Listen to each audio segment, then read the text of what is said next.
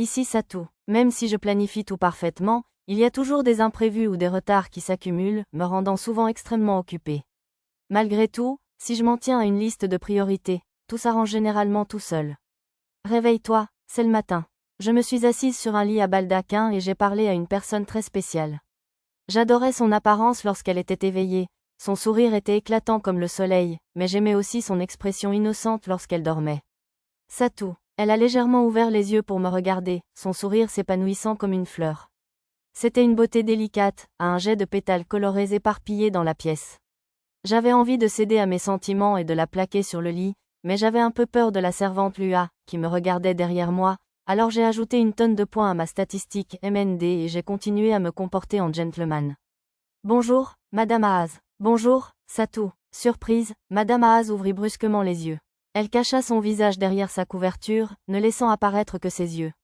M'as-tu vu dormir? Oui, c'était adorable, répondis-je avec sérieux, ce qui fit virer le visage de Madame Haas au rouge vermillon.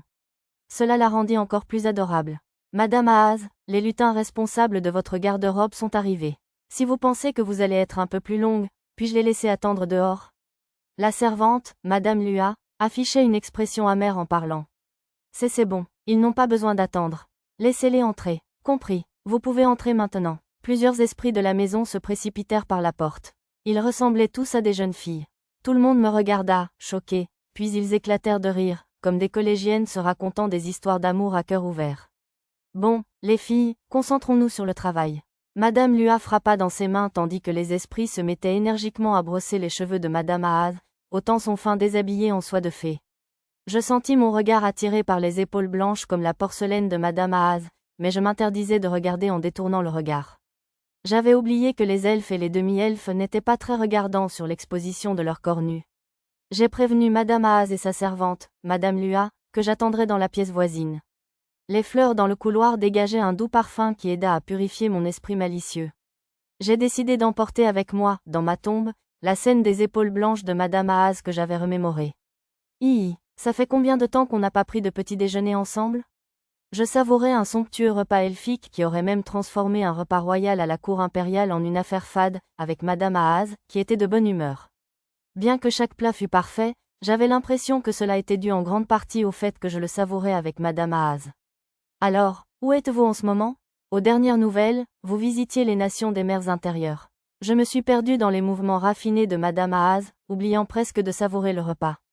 Nous sommes actuellement au labyrinthe des bois, sur le continent sud-ouest. Entraînement pour Mia et les autres? Oui, ils y sont en ce moment, faisant de leur mieux pour y rester seuls. S'ils sont assez forts pour faire ça, ce n'est pas déjà suffisant? Demanda Madame Haas. Elle arrêta de bouger sa fourchette et pencha la tête, confuse. C'était une expression rare, mais adorable. On dirait qu'ils ne se sentaient pas assez forts quand nous avons combattu à Parion et au royaume de Pialorc. Je n'ai pas mentionné que nous avions combattu un seigneur démon et les discordants. Cela n'aurait fait qu'inquiéter Madame Haas. Ah bon? Quand j'ai vu Mia, elle a balayé le niveau du regard pour affronter un démon de haut niveau. Je pense toujours que c'est trop difficile pour elle. Même si je pensais qu'elle pourrait en affronter un sans mourir s'il prévoyait d'en affronter un sans perdre personne, ils auraient alors été au niveau 60 avant cela, même si cela dépendait de l'ennemi. Si nous voulions être totalement en sécurité, le niveau 80 aurait été idéal. Ouf, c'était délicieux. Satou, on prend un dessert sur une branche de l'arbre-monde? Ça a l'air délicieux. Allons-y. J'ai remercié les lutins d'avoir tout préparé en attrapant le panier de fruits que Madame Haas essayait de ramasser, et à la place, je lui ai pris la main et l'ai escorté jusqu'à notre destination. Quel endroit luxueux pour un dessert, une branche de l'arbre-monde. Tu crois? Il y a beaucoup de mana qui circule ici, alors c'est agréable. Regarde, même les petits esprits s'amusent. Lorsque j'ai activé ma vision spirituelle, j'ai pu voir des taches lumineuses colorées et duveteuses, semblables à des graines de pissenlit, voler autour de Madame Haas, entourée d'une aura dorée. J'ai savouré la vue en utilisant le sort de magie pratique multi-outils pour couper les fruits en tranches. Voilà, Madame Haas. J'ai utilisé la fourchette multi-outils et planté un morceau de fruit dans le fruit avant de l'offrir à Madame Haas. Elle a semblé un peu gênée, mais a ensuite grignoté le fruit avec un sourire qui m'a presque fait fondre. J'avais prévu de lui passer la fourchette, mais c'était mignon, et bien mieux. Nous avons passé une agréable matinée ensemble sans que Madame Lua ne nous regarde comme un merlion la bouche pleine de sel. J'aurais aimé rester ici quelques jours de plus, mais j'avais beaucoup d'endroits à visiter, alors j'ai donné des souvenirs de la cité fortifiée d'Arcacia et j'ai pris congé. Il semblait que le brocoli ait rencontré un franc succès auprès des elfes. Bonjour, monsieur Satou. Je quittai la forêt de Bolénan et me rendis sur l'île du Paradis, située dans les mers du Sud. Rei, sous sa forme adulte, me serra dans ses bras. D'habitude, elle prenait la forme d'une jeune fille pour préserver son énergie magique, ce fut donc une surprise. Bonjour, maître Satou. Sa sœur cadette, Yuneya, semblait un peu fatiguée. Son grand bâillement ne me dérangea pas, mais son pyjama était grand ouvert, alors je le lui ai rapidement réparé à l'aide de la main magique. Bonjour, Rei, Yuneya. Je leur rendis leur salut et leur offris les souvenirs, comme le brocoli géant et les petits objets de la cité fortifiée d'Arcacia. Rei était strictement interdite de miasme, alors je pris soin de purifier soigneusement les objets avant de les lui remettre. Nous avons préparé le petit déjeuner. Mangeons ensemble. Merci, je serais ravie de me joindre à vous. J'avais déjà beaucoup mangé dans la forêt de Bolénan, mais impossible de refuser une telle invitation, accompagnée d'un beau sourire. Je suis allé savourer un copieux petit déjeuner composé de spécialités du Sud, ainsi que leurs 2 sourires. Monsieur Satou, j'ai quelque chose à vous montrer. Alors que nous savourions une tasse de thé, Rei me tendit une petite liasse de papier attachée par une ficelle. Mon regard fut attiré par le texte en haut du papier, à propos de la réduction de la protection lumière céleste. Quelque chose que j'avais autrefois cru impossible. Rei, de quoi s'agit-il? Ai-je lâché sans prévenir, l'air très excité. J'ai besoin d'un certain joyau, alors je ne suis pas sûr d'y arriver. Dit Rei en jouant nerveusement avec ses mains. Le joyau en question était une pierre divine venue des dieux. Parmi les 8 sortes de pierres, j'en possédais déjà 2. Je les avais reçues des déesses Carion et Urion pour avoir vaincu les discordantes. Pour les utiliser à leur juste valeur, il fallait les 8, mais 1 ou 2 suffisaient à générer assez d'énergie pour une seule voiture, ce qui permettait de les utiliser à diverses fins. Apparemment, elles consommaient beaucoup de puissance magique, alors je me demandais s'il serait difficile d'intégrer de l'équipement en or sans agrandir le fourneau de pierre de l'arbre sacré. Est-ce que cela vous aiderait, monsieur Satou? Oui, ça vous aiderait beaucoup. Ça vous aiderait beaucoup. Merci, Rei. Je la serrai dans mes bras et me mis à tourner sur place en dansant. Grâce à cela, je pourrais peut-être intégrer la fonction château, une version améliorée de la fonction forteresse pour une défense renforcée, qui auparavant ne pouvait pas être réduite depuis la version cuirassée à une armure dorée. En fait, je pourrais même la rendre encore plus efficace que la version cuirassée. J'en ai discuté avec Rei et Satsuko sur l'île paradisiaque avant de leur dire au revoir à contre-cœur avant de partir pour le royaume de Shiga. Sœur Kuro, bon retour. Lorsque je me suis présentée au bureau principal d'Eshigoya, la direction de l'entreprise m'a immédiatement trouvée et m'a réservé un accueil très tapageur. Il semblait qu'ils avaient modifié la disposition des pièces, elles semblaient plus larges et davantage de personnes travaillaient pour la direction. J'avais entendu dire qu'un homme avait été promu à un poste de direction, mais il ne semblait pas travailler ici. La dynamique directrice blonde, Eleuthérina, et sa secrétaire, la docile beauté aux cheveux argentés, Tifalisa, apparurent du bureau adjacent. Monsieur Kuro, bon retour. Les regarder tous les 2 était comme contempler un magnifique tableau. Cependant, ils n'étaient pas là uniquement pour leur beauté. C'étaient 2 personnalités influentes qui avaient élevé la compagnie Eshigoya au rang des plus puissantes sociétés commerciales du royaume de Shiga. Tenez-moi au courant des dernières nouvelles, dis-je, devenant le personnage cool de Kuro. En réalité, je voulais rentrer vite chez moi et travailler au développement de la fonction château pour les armures dorées, mais je ne pouvais pas. En tant qu'adulte fonctionnel, je devais d'abord terminer mon travail avant de m'adonner à mes loisirs. J'ai balayé ma réticence et me suis tourné vers les directeurs. Nous avons augmenté le nombre de managers. Pour être honnête, ce sont encore des novices, mais nous espérons les avoir comme managers à part entière d'ici 6 mois environ. Les managers m'ont ensuite présenté les recrues. Il y avait beaucoup de femmes talentueuses, diplômées de la Royal Academy et d'écoles classiques, mais peu de commerçantes autodidactes ou d'universitaires issus d'écoles prestigieuses. De ce fait, j'ai eu l'impression que l'âge moyen des managers avait augmenté d'environ 20%. Avec la croissance continue de l'entreprise pour générer des profits, nous prévoyons d'augmenter le nombre de managers en formation. Je vois. Avez-vous tout le nécessaire pour la formation? Avec une croissance rapide, la formation des employés peut parfois prendre du retard. Tout va bien de ce côté-là. Nous formons les stagiaires en management selon les procédures pédagogiques du conseiller Tachibana. Certains sont issus de la noblesse, mais nous gérons cela en les affectant à des succursales dans différentes régions ou en les utilisant pour de nouveaux projets de développement, alors soyez rassurés. Le conseiller Tachibana semblait participer au programme éducatif mis en place par Arisa. La conversation sur la gestion terminée, Tifalisa s'est présentée. La flotte de 13 navires marchands, menée par le capitaine Louclar, a appareillé comme prévu du port de Tartumina, direction le Saint-Royaume de Parion. Tifalisa affichait une expression fière sur son beau visage glacé. L'accord commercial entre le cardinal d'Obunaf et Satou avait été confié à la compagnie commerciale d'Eshigoya.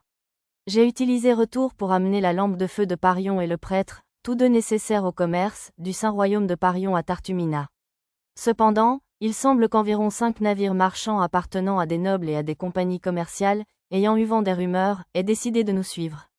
Ça vous va? Nos navires sont protégés des monstres par la lampe de feu de Parion. Cependant, j'imagine qu'ils visent probablement les restes. Même s'ils attaquent notre navire principal, ils ne feront pas beaucoup de dégâts.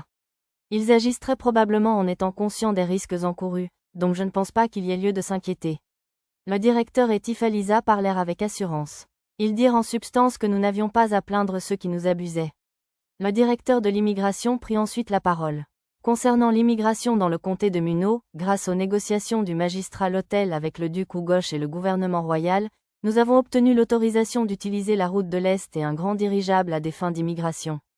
Oh, c'est précieux. La route de l'Est est une route établie qui relie la capitale royale, la capitale ducale et le territoire du marquis Ganika, tandis que la route du Nord est une nouvelle route reliant le territoire du comte Seriou à la capitale royale. En contrepartie, il semble que le deuxième petit dirigeable, initialement prévu pour être livré au gouvernement royal, sera désormais loué en priorité au territoire du comte Seriou plutôt qu'à celui du comte Muno. Le membre de la direction me raconta tous les détails. Tout prenait sens maintenant. Même si je ne comprenais pas ce qu'Hikaru voulait dire, j'ai compris pourquoi les projets de retour de Madame Zena avaient été annulés par les plans d'immigration. J'avais l'impression que nous avions tout gâché. Après cela, j'ai écouté le rapport sur la capitale royale, les villes environnantes et leurs entreprises respectives.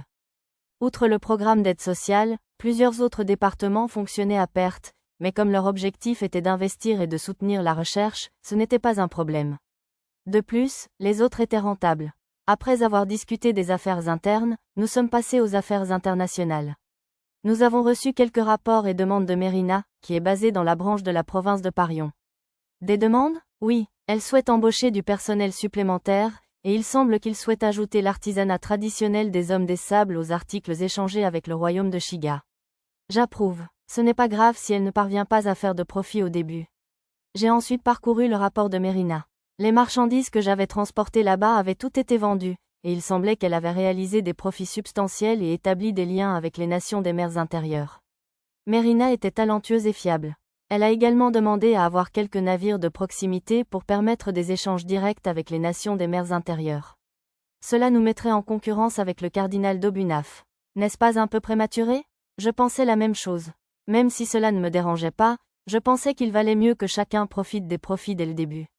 Il semble que l'approvisionnement en moutons et chèvres demandé par le vicomte Pendragon, ainsi que l'expédition vers le royaume de Cuvork, ait été menée à bien.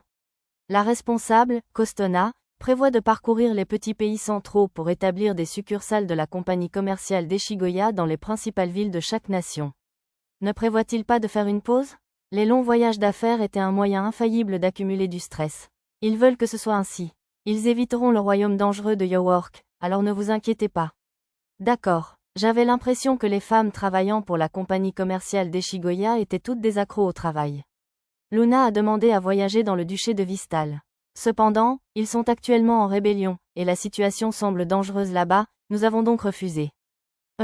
Parmi tous les chevaliers et soldats participant à la rébellion, certains deviendraient bientôt des vagabonds. C'est tout pour les rapports internationaux? Non, il y en a un de plus. Nous avons dépêché l'équipe commerciale avancée dont nous avons parlé plus tôt. J'avais oublié. Nous avions prévu de mener des recherches préliminaires avant d'établir des branches dans l'est du royaume de Siruga et dans le royaume de Makiwa, ainsi que dans le nord du royaume de Kazo et dans l'empire de Saga. Tout va bien avec les convois? Oui, nous avons pu engager plusieurs explorateurs en Mithril, donc tant que nous ne rencontrons ni dragons ni démons, tout devrait bien se passer. J'aurais préféré qu'elle ne lance pas de tels signaux d'alarme. Une fois les discussions commerciales terminées, nous sommes passés à la recherche. Comment vont les chercheurs? Ai-je demandé, curieux de connaître les études plutôt atypiques auxquelles ils participaient. Parmi eux figurait M. Jopantel, le professeur d'outils de transformation devenu mécène de cet art à Kalizork. Ils se portent tous bien. Un nouvel atelier a été établi près de celui du docteur Jahado, où tout le monde mène des recherches. Aoi assure la liaison, et il semble que les échanges avec le docteur Jahado soient animés. Tifalisa ajouta quelques détails au rapport. Quant au nouveau dirigeable ultra rapide du docteur Jahado, équipé d'un moteur aérodynamique, Il a atteint une portance et une vitesse de vol 3 fois supérieures à celle des modèles conventionnels, mais la puissance des réacteurs magiques traditionnels est insuffisante, ce qui empêche son utilisation pratique. Très bien, j'irai plus tard. Comme d'habitude, le docteur Jahado poursuivait ses modifications radicales. Je décidai de passer le voir en passant par l'usine et le magasin principal. Autre chose, Ryuona, des 8 épéistes de Shiga, nous rend visite régulièrement. Le directeur affichait une expression légèrement troublée. Les 8 épéistes de Shiga sont-ils si paresseux? Ces derniers temps, en tant que fournisseur officiel des 8 épéistes de Shiga, nos armes et armures se vendent bien. Le responsable des armes et armures ajouta cela avec un sourire narquois. Je pensais qu'il était inutile de m'impliquer si les Shiga 8 contribuaient aux bonnes ventes. Après tout, rien d'urgent. Je complimentais Nell, Larousse, et les autres employés de la boutique principale, écoutant les inquiétudes et les préoccupations de Paulina concernant l'usine en pleine expansion, tout en l'encourageant. J'observais le fonctionnement de l'usine. Puis j'observais l'entraînement au combat réaliste mené par l'escouade de Sumina de la division sécurité, puis me dirigeais vers le quartier animé des ateliers. Alors qu'ils auraient dû être occupés par leur travail, pour une raison inconnue, le responsable et Tifalisa m'accompagnaient partout. Pourquoi le nouveau système de propulsion s'est-il arrêté à mi-chemin? Comme je vous l'ai dit, il faut plus de puissance. Aoi, un jeune japonais qui ressemblait davantage à une belle jeune fille, était en plein débat avec les professeurs. Aoi, pourquoi ne pas mettre en œuvre les réacteurs magiques jumeaux que j'ai imaginés? N'ont-ils pas tous les deux échoué en même temps, provoquant une explosion massive? Devrais-je simplement le démonter et le remonter de zéro? Vous, les professeurs, vous ne voulez que démonter des trucs. Et si on ajustait la structure du dirigeable pour qu'elle se transforme en fonction de sa vitesse? Rejeté. Ne venais-je pas de dire qu'on n'avait pas le pouvoir magique pour ce genre de transformation? On aurait dit qu'Aoi jouait à la fois le rôle de l'avocat du diable et celui de modérateur du débat. Il s'agissait simplement d'un groupe de docteurs étranges, comme le docteur Jahado, le fanatique de la rotation, le docteur Jopantel, le professeur de transformation, et 2 autres professeurs obsédés par les explosions et le démontage, qui partageaient tous leurs opinions. Le nouveau type de dirigeable placé près d'eux avait été librement modifié avec des mécanismes de transformation supplémentaires et un blindage spécialement traité. Ah, Sir Kuro, Aoi me remarqua et me fit un grand signe de la main. Maître Kuro, pourriez-vous me donner des coques et des réacteurs magiques de rechange? Tout le monde s'est laissé emporter par les modifications, et c'est difficile de maîtriser le système. Bien sûr, j'en ai des de rechange, alors utilisez-les comme bon vous semble. Après ma promesse, ils m'ont fait des démonstrations des améliorations magiques qu'ils avaient apportées. Elles étaient toutes intéressantes, mais parmi elles, le siège éjectable automatique, développé conjointement par le docteur Jopantel, surnommé le docteur transformateur, et le docteur Kyber, surnommé le docteur malhabile, était particulièrement intéressant. Le mécanisme consistait à attacher automatiquement la ceinture de sécurité, immobilisant l'occupant au siège, tandis qu'une coque protectrice se déployait autour du siège et l'éjectait. Est-ce réalisable? Pas encore. Nous n'avons réussi qu'à éjecter le siège pour l'instant. Le mannequin d'essai était en ruine lors de nos essais. L'équipement automatique était une bonne idée. Je pouvais changer d'apparence grâce à un sort de changement rapide. Cependant, les membres de mon groupe mettaient du temps à s'équiper en cas d'urgence. Rien à voir avec ce qu'on voit dans les animés du dimanche matin, où l'on équipe son armure grâce à un mot de commande spécial. Les 2 professeurs m'ont expliqué tous les tenants et aboutissants du siège éjectable automatique, me permettant de mieux comprendre son fonctionnement et les matériaux utilisés. Pour les remercier de l'information, je leur ai offert un parachute que j'avais fabriqué il y a quelque temps. Waouh, c'est Sœur Kuro. Une petite fille m'a serré dans ses bras et m'a salué d'un ton enjoué. C'était la fille de Sekiro, Luna. Le fait qu'elles soient encore en tenue de voyage suggérait qu'elles étaient venues me voir dès leur retour à la capitale. Luna, ne sois pas si irrespectueuse envers Sœur Kuro. Elles ont raison. Lâche-moi, Luna. Le directeur s'est exprimé, paniqué. Tifalisa lui a lancé un regard glacial, capable de se figer au-dessus d'un feu de camp, forçant Luna à lâcher prise. Hein? Je ne savais pas si j'imaginais quelque chose, mais il y avait d'autres professeurs. Luna, qui est-ce? C'est un chercheur en pierre flottante. Je l'ai recruté. Il travaillait comme chercheur dans l'Empire des Sagas. Cependant, il n'avait reçu aucun financement pour ses recherches et avait du mal à trouver du matériel. Il est donc parti et a commencé à travailler avec nous. Des pierres flottantes? Oui, vous savez, celles qui flottent dans le ciel? Je me souvenais les avoir vues dans la forêt de Bolénan. J'avais un souvenir précis de les avoir vues flottant près d'une cascade alors que je m'entraînais à utiliser ma vision spirituelle. Luna, s'il te plaît, sois plus polie avec Sœur Kuro. Oui, j'ai oublié. Bref, c'est intéressant, Sœur Kuro. J'ai supposé qu'elle faisait référence aux pierres flottantes. Votre langage ne me dérange pas. J'ai une idée d'où trouver des pierres flottantes, alors je mettrai bientôt la main dessus. Il y avait plein de pierres flottantes, alors j'étais sûre que les Bolénans accepteraient d'en partager avec moi. Cela m'a aussi donné une autre excuse pour être avec Madame Haas, et ça a fonctionné. Vraiment, j'ai entendu dire que les pierres flottantes étaient une ressource rare qu'on ne trouvait que dans le nid d'un poisson monstre géant au nord de l'Empire Saga, a répondu le chercheur. Il y a un poisson monstre géant là-bas? Bonne information. Il nous restait environ 64 morceaux de viande de baleine, donc je n'avais pas vraiment besoin de faire de provisions. Avez-vous trouvé ce qui fait flotter les pierres flottantes? Je crois que c'est lié aux petits fragments de pierres sombres qui se trouvent en leur centre, mais je n'ai pas assez d'échantillons pour vraiment faire des recherches. Le chercheur n'avait pas d'échantillons réels à étudier, alors je lui ai partagé quelques pierres sombres. Sur le terrain vague du quartier des ateliers, j'ai placé 3 coques de rechange pour petits dirigeables, ainsi que quelques réacteurs à mana de différentes tailles. Les réacteurs à mana étaient ceux que j'avais récupérés dans les mers du Sud ou pris à des pirates. Ils sont peut-être assez puissants s'ils sont aussi gros, ai-je proposé. On ne peut pas mettre quelque chose d'aussi lourd dessus, a raillé l'un des chercheurs. Alors, il semblerait qu'il vous faille un puissant réacteur magique pour le système de propulsion. Je suis presque sûre qu'ils en parlaient juste avant. Tu veux essayer d'utiliser ça? Qu'est-ce que c'est? Une pièce bleue. Un philosophium de l'Empire Flux. Je n'aurais jamais cru en voir un de mes propres yeux. Tous les autres professeurs se sont rassemblés autour du docteur Jahado tandis qu'il soulevait le philosophium. J'aurais préféré le placer dans le fourneau de pierre de l'arbre sacré, mais j'ai pensé que cela aiderait les chercheurs dans leurs recherches et leurs inventions, alors j'ai pensé que c'était la meilleure solution. Cela a irrité tous les chercheurs, et ils se sont replongés tête baissée dans leurs recherches. Je suis retournée au magasin principal d'Eshigoya avec Luna. Le déjeuner, qui devait aussi célébrer le retour de Luna et des autres, est devenu si populaire que les rues étaient bondées, rendant le passage difficile. Si Tifalisa n'avait pas anticipé la situation et prévenu les postes de garde et les habitants du quartier à l'avance, la situation aurait pu mal tourner. On aurait été obligé de trouver une secrétaire plus compétente. Une fois mes tâches à Eshigoya terminées, je suis allée retrouver Hikaru. Il était en milieu d'après-midi, alors j'ai trouvé Hikaru en train de balayer devant un dortoir près de l'Académie royale. Toujours pareil, hein, Hikaru? Ne pouvant pas me présenter en Kuro, je me suis postée devant Hikaru, déguisée en désordre, avec juste une fausse moustache à pince. Hein, Ichiru? Ichiru, Ichiru. Hikaru a couru vers moi et m'a serré dans ses bras. Déconcertée, j'ai accepté l'accolade d'Hikaru, mais j'ai réalisé que j'avais commis une terrible erreur. Désolé, Hikaru. C'est moi, Satu. Je ne suis pas Ichiru Suzuki. C'est juste un drôle de déguisement. J'ai enlevé ma fausse moustache, révélant que je n'étais pas l'Ichiru Suzuki qu'Hikaru souhaitait tant rencontrer. Hein? Impossible. Hikaru était au bord des larmes. Je l'ai serré dans mes bras. Si je devais me déguiser, j'aurais dû choisir un meilleur déguisement. Je n'avais pas remarqué que son Ichiru avait une moustache. Méchant repéré. Comment oses-tu faire pleurer le directeur? J'ai entendu des voix d'enfants derrière moi, suivies d'un coup de pied dans les fesses. J'ai supposé que c'était à cause de ma vie élevée, mais les enfants qui m'ont donné le coup ont fini par tomber. Ils découvriraient bientôt que j'étais Satu si cela continuait, alors je me suis couvert le visage avec un masque. Éloignez-vous de Madame Hikaru. Les enfants gardaient leur distance en m'entourant.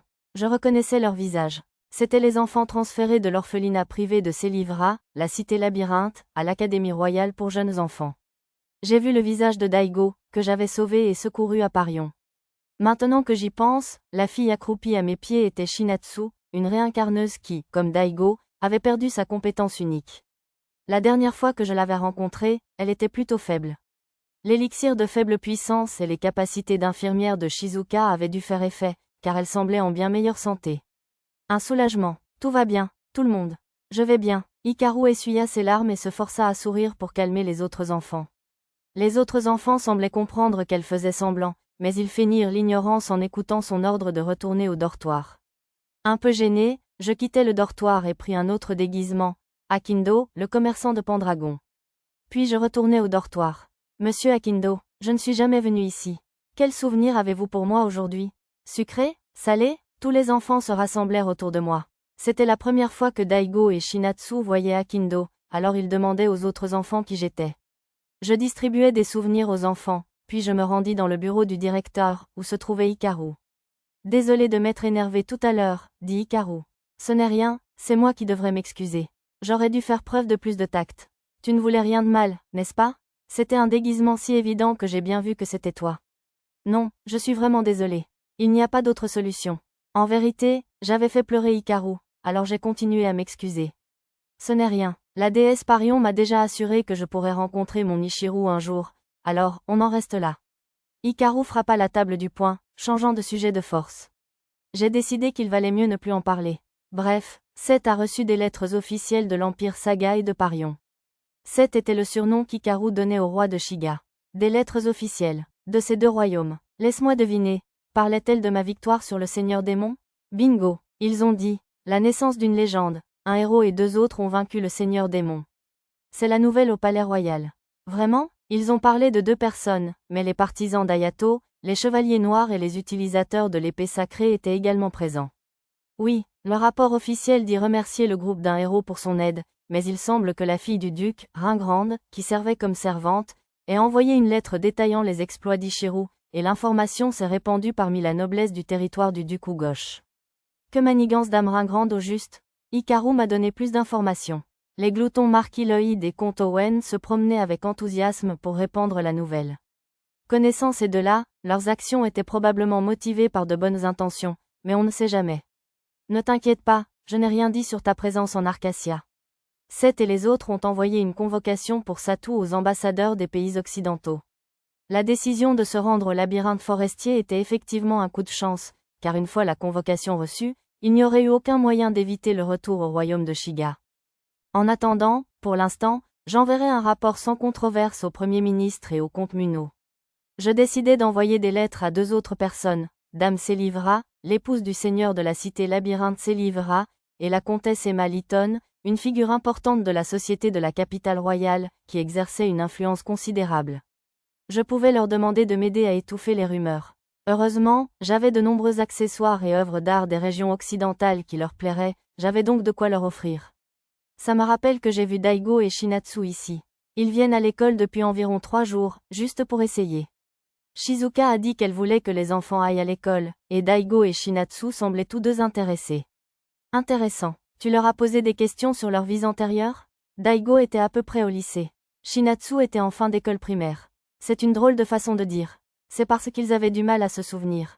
D'après Hikaru, depuis que Daigo et Shinatsu ont perdu leurs compétences uniques, leurs souvenirs sont devenus de plus en plus flous. N'en parle pas devant Shizuka, par contre. Elle s'inquiète. Compris, je suis muette. Bien que j'y ai été forcée, je ne pouvais m'empêcher de ressentir un sentiment de responsabilité pour la perte de leurs compétences uniques. Shizuka était tellement déprimée et stressée que la moindre chose pouvait la faire chavirer et la transformer en seigneur démon, il fallait donc éviter toute déclaration inutile. Shizuka va bien? Oui, elle va bien. Elle a dit qu'elle voulait un chien, alors j'en ai parlé à Seth et je lui ai offert un adorable chiot. Elle travaille dur pour s'occuper du chiot et se consacrer à ses activités créatives. J'imaginais qu'elle n'aurait pas le temps de s'inquiéter si elle était occupée par autre chose. Va la voir. Elle n'a pas le droit de sortir d'ici tant que Daigo et Shinatsu ne se seront pas habitués à être ici, alors je suis la seule personne qu'elle voit vraiment. D'accord, je vais lui rendre visite. Nous avons pris la calèche d'Hikaru jusqu'au manoir du duc Mitsukuni. J'ai lancé le sort, chant secret, pour que le chauffeur ne nous entende pas tandis que nous poursuivions notre conversation. Avez-vous des nouvelles du groupe de Labyrinth City? Ils participent régulièrement à des camps d'entraînement. Karina et Zena ont atteint le niveau 40. Adine et les autres sœurs sont presque au niveau 40. C'est incroyable. C'était incroyable que Zena, qui avait suivi un entraînement de soldats magiques à Serious City, et Karina, que j'avais rencontrée dans le comté de Muno et qui n'avait suivi qu'un entraînement direct après cela, ait atteint le niveau 40. Pour Karina, c'était quand même impressionnant, même si elle était renforcée par l'objet d'intelligence Raka. J'ai tenu à mentionner les progrès des sœurs Anana. Kajiro approche le niveau 50. Ayome, Irunia et Jenna ont dépassé le niveau 30. Quant aux enfants Pandra, celui qui a le niveau le plus élevé approche la trentaine, je suppose? Kajiro, un samouraï de l'Empire Saga qui enseignait à l'école des explorateurs du labyrinthe dans la cité fortifiée de Selivra, les ninjas Ayome, Irunia et Jenna, anciennes enseignantes et anciennes exploratrices du labyrinthe, et enfin les enfants Pandra, diplômés de l'école des explorateurs du labyrinthe, faisaient tous de leur mieux.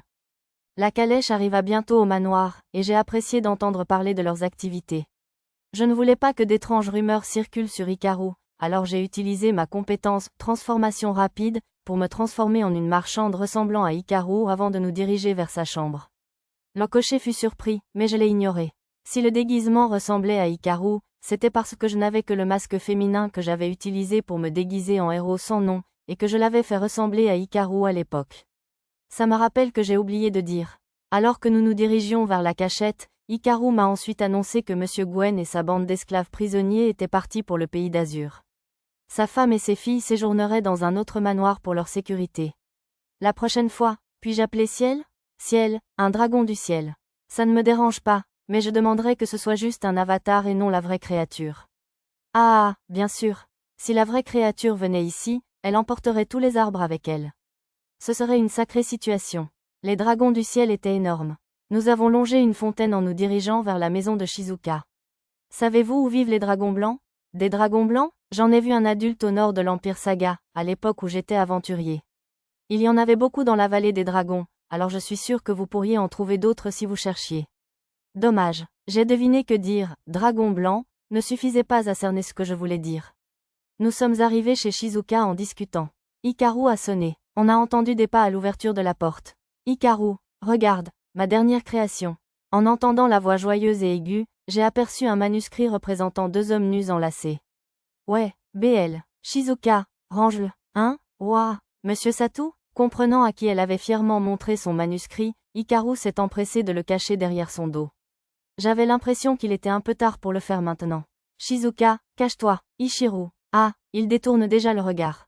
Bon instinct. Ma compétence, conscience spatiale, m'a alerté sur Shizuka, qui s'était précipitée dehors en sous-vêtements seulement, et qui tournait maintenant frénétiquement sur elle-même, paniquée.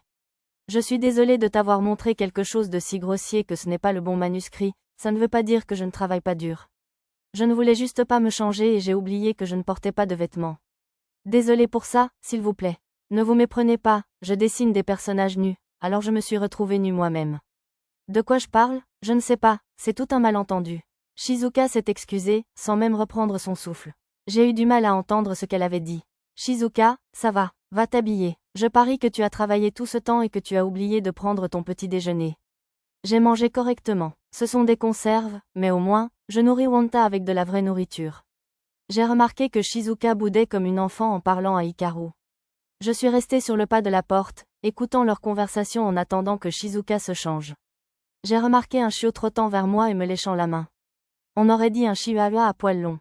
Tandis que j'attendais, caressant la fourrure du chiot qui se frottait contre ma main, j'ai entendu des bruits qui semblaient indiquer qu'ils avaient commencé à ranger la maison. Tu as besoin d'aide? On va bien, ne t'inquiète pas pour nous. On ne sera pas long. Ah, Ichiru doit attendre dehors encore un peu. J'étais plutôt douée pour ranger les chambres sales, je me souvenais que la chambre d'Hikaru était particulièrement en désordre. Attendre ne me dérangeait pas. Le temps filait tandis que je jouais à la balle avec le chiot Wanta. J'ai invité Hikaru et Shizuka à dîner dans la chambre fraîchement nettoyée, et j'ai même préparé de la nourriture pour chiot pour Wanta.